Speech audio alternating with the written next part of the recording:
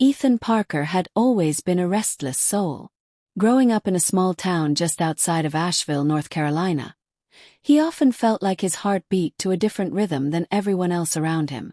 While his friends were chasing football trophies and daydreaming about fast cars, Ethan found himself poring over books, losing track of time in the musty, oak-shelved corners of the local library. But it wasn't until he stumbled across a tattered copy of Treasure Island by Robert Louis Stevenson that his life changed in ways he couldn't have imagined. At the time, Ethan was just 15, a teenager navigating the awkward and often painful process of becoming someone in a world that didn't seem to notice his existence. Treasure Island wasn't just a pirate story to him. It was an invitation, an escape, a whisper in his ear that life could be larger, grander, and filled with adventure if he was willing to look beyond the surface. He carried that book with him everywhere, its pages dog-eared and fragile, its words etched into his mind. It was through that book, and many of Stevenson's other writings, that Ethan began to absorb life lessons.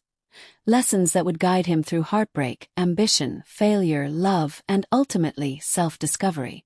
Ethan's first lesson came wrapped in the metaphor of adventure. Stevenson had written, "There is no duty we so much underrate as the duty of being happy." That line struck Ethan like thunder. For years, he had been living by the expectations of others. His father's desire for him to become a carpenter like him. His mother's hope that he'd become a youth pastor, and the pressure from school counselors to follow the safe route to college and a stable job. But those words told him something different.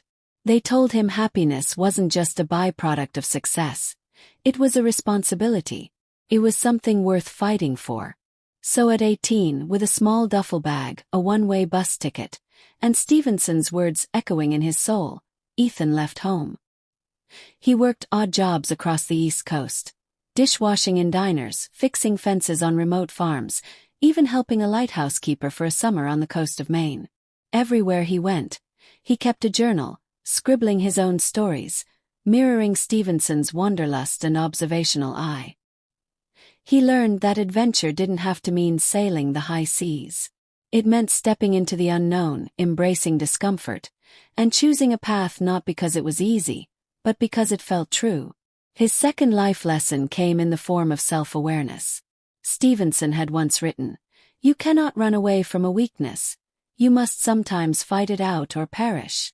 That line came to haunt Ethan in his early 20s when he found himself living in New York City, chasing a dream of becoming a published author. For months, he submitted short stories to magazines, faced rejection after rejection, and worked grueling shifts at a printing press to make ends meet. But the worst part wasn't the rejection. It was the self-doubt that crept in late at night, whispering that he wasn't good enough, that maybe his dream was foolish, that he was wasting his youth on an illusion. That was when Ethan began to recognize his own weaknesses, not in talent or ambition, but in resilience. He realized he was addicted to validation. He wanted his stories to be loved because he needed to feel worthy. But Stevenson's lesson reminded him that he had to fight those internal demons. So, instead of quitting, he doubled down. He joined a writer's workshop in Brooklyn, learned to take criticism with grace, and slowly began to rewrite his narrative. Not just the one on paper, but the one in his head. Years later, one of his short stories, inspired by a modern-day version of Dr. Jekyll and Mr. Hyde, was accepted by a small literary journal. It didn't pay much. It didn't make headlines. But for Ethan, it was a battle won. He'd faced his weakness and emerged, not unscathed but stronger. By the time Ethan was in his 30s, Stevenson's influence had evolved from youthful inspiration into a moral compass. One quote that especially resonated with him during this period was, "To be what we are, and to become what we are capable of becoming, is the only end of life." Ethan found this especially meaningful as he entered a long-term relationship with a woman named Lauren. She was a school teacher, grounded and kind, someone who challenged his ideals with reason and reminded him that dreams and responsibilities weren't enemies. They were partners.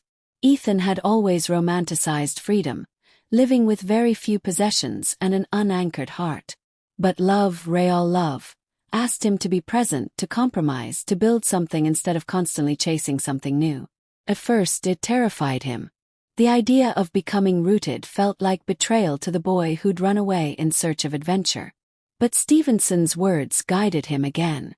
Becoming what he was capable of didn't mean abandoning his spirit. It meant shaping it, maturing it, allowing it to serve a higher purpose. With Lauren's encouragement, Ethan began writing children's books. Modern tales of bravery, kindness, and curiosity, all inspired by the themes he'd loved in Stevenson's works.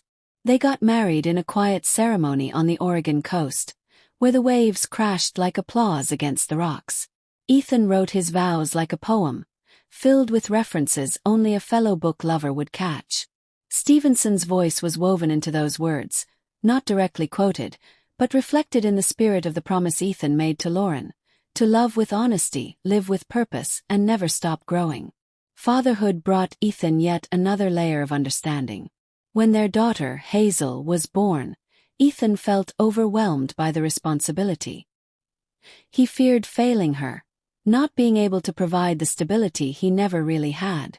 But Stevenson had written, "Don't judge each day by the harvest you reap, but by the seeds that you plant." That quote became a mantra for Ethan during the early sleepless years of parenting. It reminded him that perfection wasn't required. Consistency was. He didn't need to have all the answers. He just needed to show up, plant seeds of love, imagination, and wisdom, and trust that something beautiful would grow in time. Ethan read Treasure Island to Hazel when she turned 7. She was too young to understand all of it, but her eyes sparkled with wonder at the talk of buried treasure and brave boys with maps. That night, Ethan cried softly in her room after she fell asleep. Not because he was sad but because he felt full.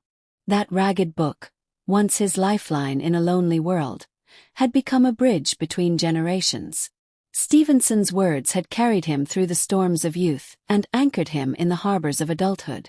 As he entered his 40s, Ethan finally found the courage to write a novel. His first full-length book. It was part memoir, part fiction, told through the lens of a boy who runs away to sea and finds treasure in the hearts of people rather than in gold. The book was picked up by a mid-size publisher and modestly successful, but for Ethan it was never about fame.